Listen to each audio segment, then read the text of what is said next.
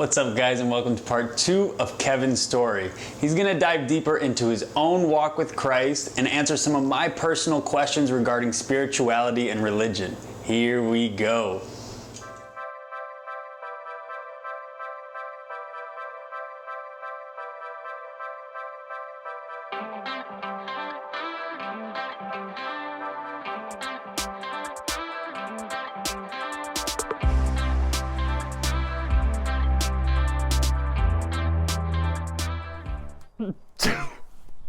What? Bro, say that one more time. The fastest way to irrelevance is to consistently answer questions nobody's asking. And I see that happening with much of Christian content right now. It's like they're doing their very best and like going into lengths to just answer questions that nobody's asking. Maybe a few people are asking. But maybe not the majority. The Christians are for sure asking. Maybe even within that, like maybe certain Christians are asking. Right. But even if you let's just even talk about Christians. Let's just take that demographic.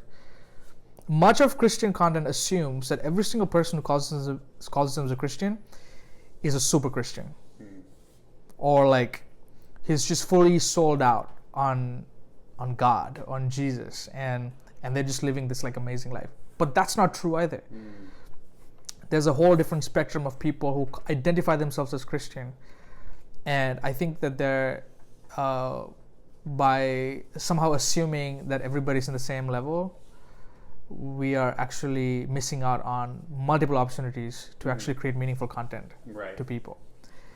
And so for me, I don't know, man. Like I think with the chai stuff and the kind of the overall the big picture goal is to build more bridges. And to leave it at that. The goal is not to convert people. The goal is to connect with people. And I think one of the reasons why a lot of Christian content creators burn out is because they obsess over the things that only God should do, and then they outsource the things that only they should do. Right? The thing that God should do and must do and only He can do is conversion, transformation, heart change, belief change, information change, healing from trauma and wounds. That's stuff that God does. That's His job.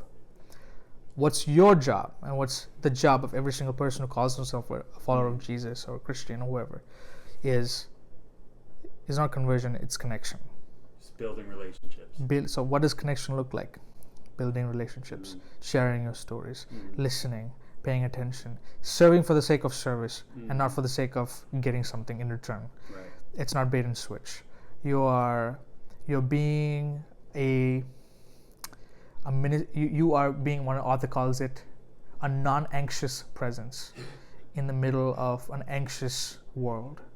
People are going crazy about the pandemic and all these different things, but the Christian, the person who calls himself a follower of Jesus, is supposed to be a person who exemplifies, not by trying hard, but by being in a relationship with Jesus, and which results in the fruit of the Spirit: love, joy, peace, patience, kindness, goodness, patience, all that stuff. It's a natural outflow. It's a natural outflow, and that's going to be almost magnetic to people, exciting to people. See someone not anxious in a very anxious society. Which is a beautiful thing. But I've realized that one of the best ways I think people can minister meaningfully to other people is by seeing your personal story as not a liability but an asset. Because too often people look at their lives and they think, man, I'm not as good as this dude, or I didn't go through all these experiences, I didn't go through all this other stuff. And so the story that they tell themselves is, my story is no, it's not good. So the first step though is to actually embrace your story as something that's meaningful, even with its ups and downs, especially with its downs and all the things that you've gone through. Then once you've got there, or once and you're in the process of always kind of embracing your story. But the other thing that happens is to now share your story in meaningful ways without no expectations in. Right. Zero expectations. You're just describing. You're not prescribing. You're describing. Oh, I like that. You're not telling people what to do. Yeah. You're describing experiences. Because people can refute your theology, but they can never refute your experience. That's the best sermon. Man, and so I've been trying to share stories in meaningful ways to people, and I can't tell you how many times people have hit me up in my DMs and my TikTok comments and like, bro, I thought I was the only one. Wow. You know, I thought like I was the only one who went through that experience. It's like, oh shoot, I'm about to go through the same thing in like a couple of months. Thank you so much for that. Like, I feel some hope. You know, and that was not the goal. Right. That was not the goal, but I'm realizing more and more now that there's such a powerful thing through storytelling. When you share a story, you kind of create this bi-directional pathway between you and somebody else, so that now they can now come to you and you can go to them in that one kind of point of access. Right. And when you have that access point, and they see that you're a person who's genuine, who's authentic, who's not trying to like, you know, get clout or whatever, doing these things to get things. Not trying to convert. No, you're just a genuine human being. What actually happens is there's trust. Yeah. And trust is powerful, because even if the other person is not a Christian, not Adventist, not anything, if they trust you, I think that's even more of a testimony. That's even more of a evangelistic success than if they were to say, yeah, I believe in everything that you're saying. You talked a lot about a lot of different things, but there's one question that I think is relevant, because I consider myself a Seventh-day Adventist, but I've been talking to, and I know a lot of people who are my age that are now away from the church. They've grown up, with their parents' religion, and now are all kind of questioning a lot of what the Adventist church does. I hear there's a lot of hypocrisy, people saying one thing and then they're living a different way of life. There's a lot of judgment. The data shows like 60% of churchgoers when they were in their teens are now out of the church. Like to me, that's like a pretty significant percentage. And my question is, you being a Adventist youth pastor, why do you think that is? And I guess the second part of that is, what do you think the church needs to do, or even just us as individuals need to do to, reconcile, people not back into the church, but into a relationship with Christ? Yeah. That's a loaded question. Yeah. No, it's a good question, and a question that I've been thinking about too for a while. I think once you, developmentally speaking, like once you go past 18 or 17, 18 years old, when you move to your own place, you come to a space where you're now having to create new structures of meaning, right? You're away from your parents. Away from my parents. Yeah.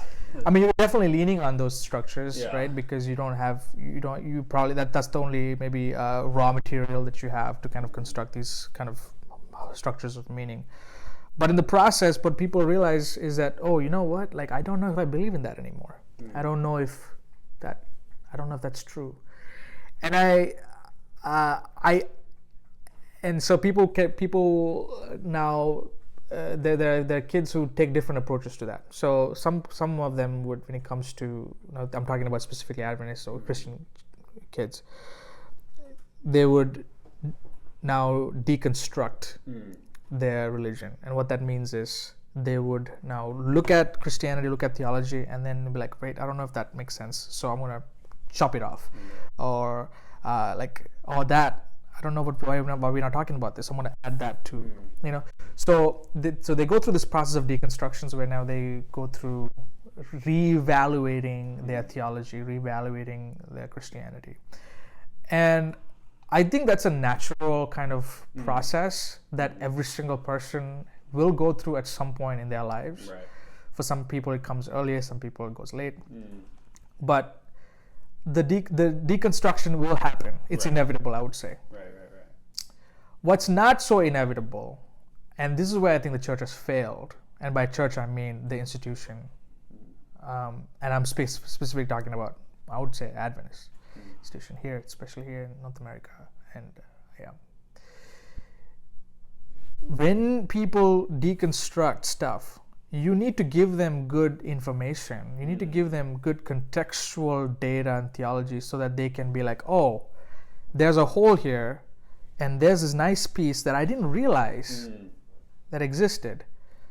I can now take that and put it. So I think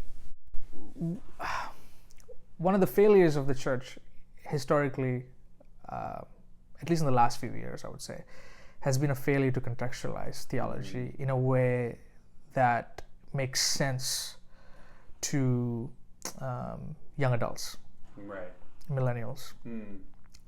And so I, as an Adventist pastor, I think that Adventism, out of all the other theological systems out there, has extremely good theological raw data through which now we start constructing these Lego pieces that other people can be like, oh, I like that. Let me put it there.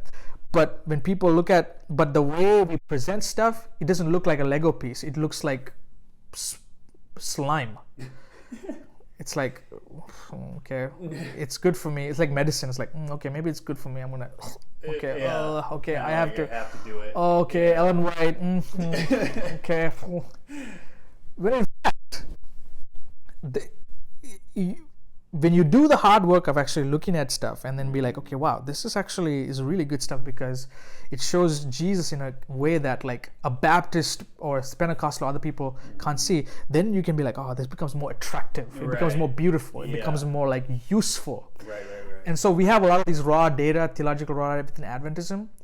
And I think we need more and more people to do the hard work of actually revisiting stuff and then asking the hard questions. So like, okay, how does this help me see Jesus? Right. Okay. So like an example of this would be our doctrine about hell. I think one of the reasons why I am still an Adventist, and as a sophomore theology student, like I actually gave up my faith, by the way. I became more agnostic. Wow. I don't know, a lot of people don't know about that. Yeah, but I actually got back to Adventism after that. Wow. And that's a whole different story. But one of the reasons why I'm still sticking around is because of our doctrine and belief about hell. If the idea of a God, a good God, burning people forever, never, for even for not having the option of saying yes to Jesus, for me that's inhumane. Adventism, our understanding of hell is that it's annihilationism, which is the idea that at the end of the day, at the end of time, there's a judgment, and the people who don't want anything to do with God, they just cease to exist. It's just like it's an annihilationism, and one-time thing. It's like a one-time thing, and but even then, it's not like this capricious like act from a God who's like, oh, well, too bad. It's more like it's a direct outflow. It's a direct kind of expression from a character of love. It's like heaven, because heaven would be hell for somebody who doesn't want to be there. So why would God put you through hell? Right. So there's a whole bunch of mystery there. But the point that I'm trying to make is like, we have stuff within Adventism, there's stuff within our faith that makes sense, theological sense, existential sense to people, but it's not contextual to people. So people are like, man, I don't know. Do you think for you it makes sense because you have a clearer picture of who Christ is and who God is through biblical study and through like when you're reading the gospel, you're seeing like, wow, this is a God with undeniable love for me. Do you feel like those doctrines in the church now become just, you have a different perspective on it if you truly know the character of Christ? Right. Yeah. I definitely think that my theological understanding has definitely been affected and impacted by my understanding of God. And so yeah, because that's I think my question. What I being raised Adventist, sometimes you lose perspective of the character of God when you're raised in the church, when all you're hearing is like these rules and regulations, and then you leave your parents and you're not obligated to follow them. You start like, well, why do I have to go to church on Saturday? Why do I have to eat healthy? Like all these things that you've done. And for me, and I think like right now I'm trying to reevaluate and refocus on who the character of Christ is. And maybe that's where the deconstruction of like, put all the doctrines aside, not like get rid of them completely, but now like I'm trying to get a better understanding and my own view through the Bible and through the gospel of like the true character of Christ. Not what my parents told me, not what, other pastors have told me, but like me, myself. And then once, I get a clear picture, then like, oh wow, like the idea of the Sabbath means so much more because, here's a God who loves me so much and wants to spend time and like, just wants to connect with me. Like that's a beautiful thing. Right. So what you're saying right now is important because it's the second half of what I was trying to say, which is the idea that is reconstruction. Right. You're reconstructing now. That's what you're doing. That's exactly what you explained. Okay. You're trying to say, okay, like I'm going to put some stuff here, and I'm going to try to see like, okay, how does this all fit? Right. You're trying to figure it out. That's the reconstruction process. And I think, as a pastor, I think from what I've experienced, that reconstruction process can be accelerated in the lives of people when they're able to see that the way of Jesus is deeply connected to real life. Yeah, there's practicality. There's practicality and stuff. So what that looks like is, okay, people want to know, especially people in our generation. I'm 30 right now, and they're like, they're tired of all the cliches. They're tired of all the stuff. They're tired of all the things that they've learned. Right now, what they want to know is, okay, what does Christianity talk about? How we can approach the other, meaning people who don't believe like Christians. What is Christianity? What is Jesus? What does the way of Jesus talk about economics? What is the way of Jesus? How does that address my sexuality? How does the way of Jesus address my finances? I'm a working professional. Is there a theology of work? Is there a vocational theology that I can understand when it comes to how we are doing it? So yeah, see, once you are able to show these things, or once you're able to see that, yeah, it does have these are all connected, then your reconstruction process would be easier. And so one of the things, so that's probably one of the few reasons to why it's hard. Also, I would also say the dysfunctions of the institutions of the church. There's a hypocrisy, and then there's all this other stuff. And so people, they look at the church and they're like, man, this is absolutely not what Jesus came for. This is an adulteration of Jesus, so I don't want nothing to do with it. Now, that leads me to the second question that you asked. So how do you approach people who are like deconstructing or like who are reconstructing, who are in the process of like, first of all, do not demonize people for not going to church. Yeah, and you mentioned that on one of my videos. Posts.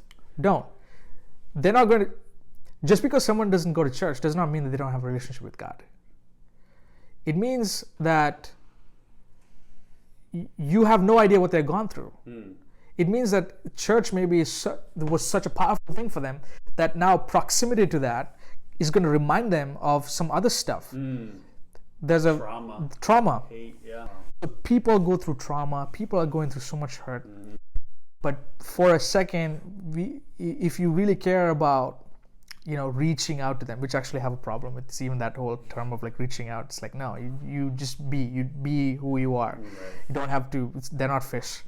Anyhow, so that's a whole different. But the point is, like, you don't demonize them for not going to church. Assume that they already have a relationship with God. Assume that they have a vision of the good life. Assume also that they're doing their best to make sense of the world around them with the worldview that they currently have. They're doing their best. They're to survive. And it's complicated. It's complex, right? Yeah. When I went through my kind of agnostic kind of time in Andrews as a theology student, there's a couple of things that got me back. And this is something that I would tell other people who are also interested in reclaiming youth, whatever. I don't hate that. I hate this idea of like reclaiming. No, people will come when they need to come. Right. But if you really want to reclaim them, if you really want to like have a heart for them, maybe consider some of these things, because this is what got me back. First thing is to actually remember the haunting memories of my father praying for me every day before I went to school. Those memories of my father kept haunting me. It's like, dang, my dad prayed for me. And it was huge for me. It was a powerful thought, because it's like, man, a couple of things, right? It's like, my dad loves me enough to pray for me. Right.